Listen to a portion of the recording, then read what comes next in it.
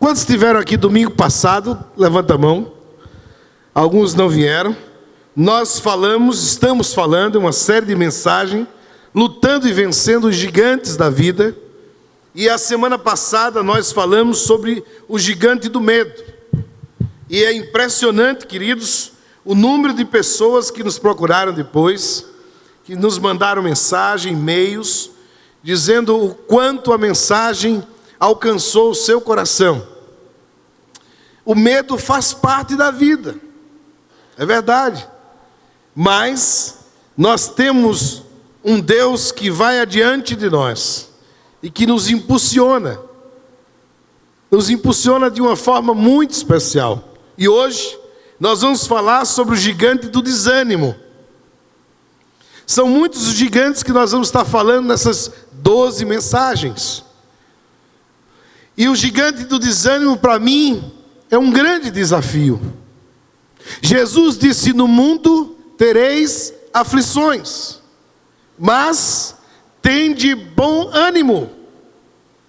E o bom ânimo que Jesus diz é exatamente o contrário do desânimo.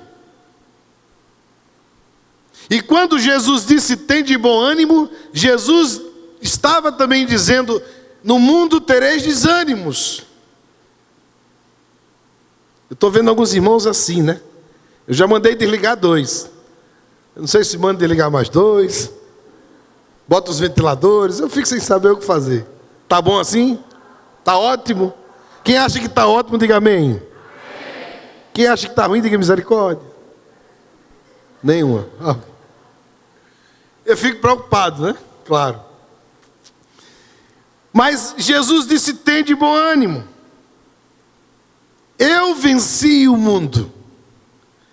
E eu não tenho dúvida que muitas vezes, e quando quem lê a palavra aqui sabe, que não só Jesus, mas muitos irmãos nossos bíblicos, da Bíblia, muitos autores, muitos servos de Deus, muitos profetas de Deus, muitos homens e mulheres passaram também o desânimo. Muitas situações difíceis. Mas aqueles que tinham um laço, uma aliança, um voto com Deus, um pacto com Deus, não desistiram e conseguiram se reanimar. Mas não é fácil.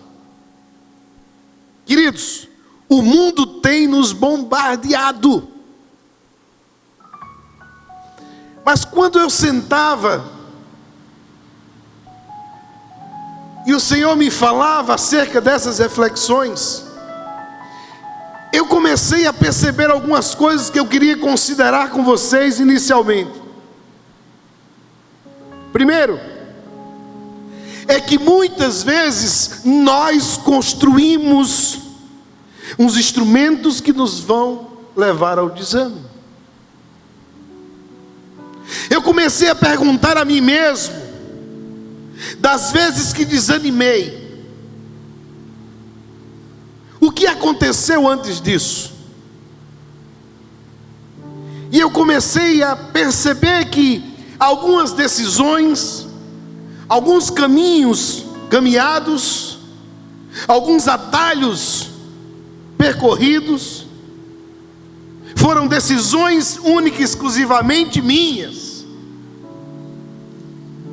Que sem dúvida, se eu tivesse perguntado a Deus, Deus teria dito: meu filho, não vá, não faça. Mas nós somos impetuosos. Muitas vezes nos achamos capazes de decidir antes de perguntar a Deus o que nós devemos fazer, por onde nós devemos caminhar. E por isso, muitas vezes nos ferimos. E muitas vezes nos sentimos desanimados. Talvez pelo acúmulo de coisas. Talvez por decisões impensadas. Mas que bom que a palavra, que bom que Deus, que bom que o seu Espírito que está em nós. E a Bíblia diz que o que há em nós é maior do que o que está no mundo. A Bíblia diz que o que está em nós é o que nos impulsiona a vida, é que nos faz levantar na segunda-feira para ir trabalhar. É o Espírito que renova em nós uma força que vem do milagre de Deus. Quantas vezes você se viu assim, acordando, querendo continuar dormindo, dizendo: hoje eu não vou. Disse que um pastor e a esposa acordaram de manhã, e a esposa disse: filho, a hora da igreja. Ele disse: eu não vou para a igreja hoje, estou desanimado. Ela disse: mas você tem que ir. Ele disse: me deu um motivo, só um. Ela disse: você é o pastor da igreja. E ele levantou e teve que ir. Queridos, nós temos muitos motivos para levantar e ir. Muitos. Olha o que diz o apóstolo Paulo, talvez um dos homens que mais passou lutas, tribulações, provações. 2 Coríntios capítulo 4, verso 15 e também o 18, diz assim: faça que transbordem as ações de graça para a glória de Deus. Por isso, não desanimemos, embora, preste atenção isso aqui, embora o homem exterior esteja desgastado, o homem interior, no nosso interior, nós estamos sendo renovados dia a dia, pois o nosso sofrimento, leves e momentâneos, estão produzindo em nós uma glória eterna, que pesa mais do que todos eles. Louvado seja o nome do Senhor. No 18 diz: fixamos os nossos olhos, não naquilo que se vê, naquilo que é humano, naquilo que eu tenho capacidade humana de ver. E aqui ele nos chama aos olhos da fé, aqui ele nos chama a um momento especial, onde nós deixamos fluir a fé que há em nós a partir das experiências com Deus. Fixemos os nossos olhos não naquilo que se vê, mas no que não se vê, pois o que se vê é transitório, mas o que não se vê é eterno. Louvado seja o nome do Senhor. Esse talvez seja o meu problema, é que eu consigo observar aquilo que está aqui, o aqui e agora. Eu consigo observar aquilo que é palpável, e se eu não tiver para contar, eu não consigo entender que é existente. Mas a fé não é isso.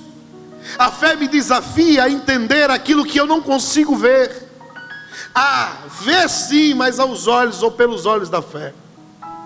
É a certeza daquilo que eu não vejo, mas que eu sei que é existente para a glória de Deus. Por isso o apóstolo me chama a não fixar os meus olhos para aquilo que eu estou vendo. Lembram quando Deus levou o profeta Ezequiel ao vale de ossos?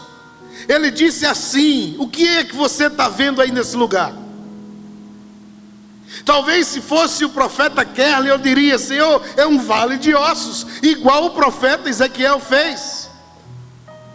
Talvez se fosse o profeta Josemar, seria a mesma coisa, o profeta Camilo. Mas Deus diz assim: você não vê algo a mais? Você não consegue ver algo a mais? Talvez o desânimo do dia a dia, o bombardeio da vida, as dificuldades, o leão que tem que matar. Imagina que eu quando eu morava nos Estados Unidos, que eu estava para vir para o Brasil, eu perguntei ao meu irmão Keynes, como é que está aí o Brasil? 7 anos que eu morava fora. Ele disse: meu irmão, é luta, tem que matar um leão a cada dia. E quando eu cheguei aqui, eu descobri que são 3, que se matar um só não dá carne, tem que matar 3. E quem aguenta isso todos os dias? Quem aguenta, Marcelo, pegar a estrada toda semana? Quem aguenta? Só a graça de Deus em nossas vidas. Senhor, nós clamamos por Ti. Nós precisamos ser renovados por Ti, para podermos sim perceber que Tu tens propósito em todas as coisas, que Tu tens o melhor. O salmista disse: por que estás abatido, ó minha alma? E por que te perturbas dentro de mim? Olha o que o salmista diz. E às vezes você não diz isso diante do espelho: por que estás abatido, ó minha alma? Por que te perturbas dentro de mim? Ah, se eu chamasse cada um de vocês para que alistassem aqui à frente o motivo de cada um, eu não tenho dúvida que teria. Eu li algumas pesquisas e fiquei impressionado. Primeiro, a cada 5 adolescentes, a cada 5, um tem depressão. É o mal do século. No mundo, mais de 300 milhões de pessoas, quase o dobro da população brasileira. 300 milhões de pessoas sofrem de depressão, sofrem desse desânimo. Em uma pesquisa com 417 alunos de uma escola fundamental de ensino médio, entre 10 e 17, chegou-se à conclusão que a cada 20 pessoas deles, pelo menos 3 ou 4 não veem mais sentido na vida. Uma obra maligna. Jesus veio para dar vida, e vida em abundância. E há muitas pessoas assim também dentro das igrejas, que não conseguem contemplar essa vida abundante que Jesus fala.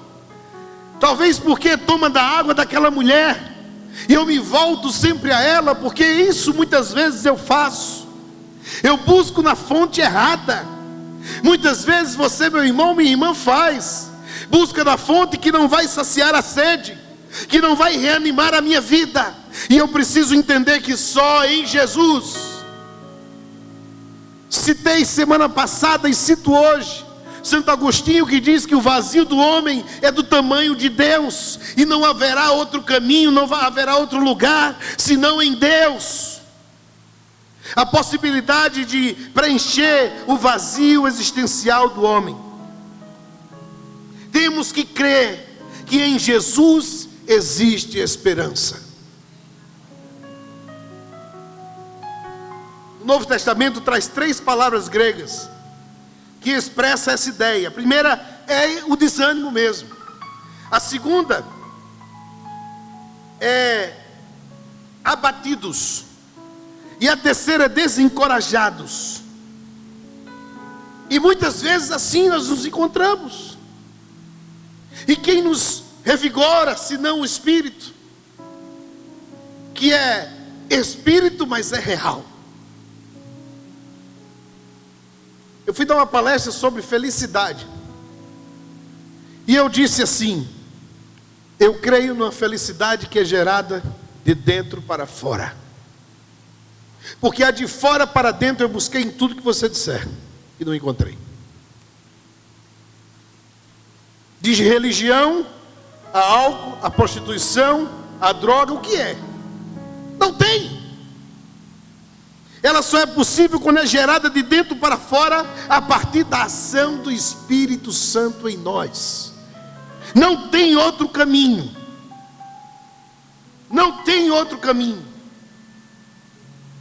O apóstolo Paulo, na sabedoria dada pelo Espírito de Santo Deus, diz no 2 Coríntios 4,16: por isso, não desanimemos, pois somos renovados, lembre-se, dia a dia pelo Senhor. A palavra diz que as misericórdias do Senhor têm se renovado a cada manhã, causa de não sermos consumidos, causa do gigante do desânimo não nos consumir.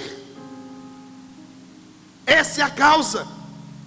É a graça de Deus, o favor imerecido que nos alcança de uma forma miraculosa ou milagrosa. Deixa eu falar um negócio para você, meu irmão, minha irmã. Existe um reino espiritual.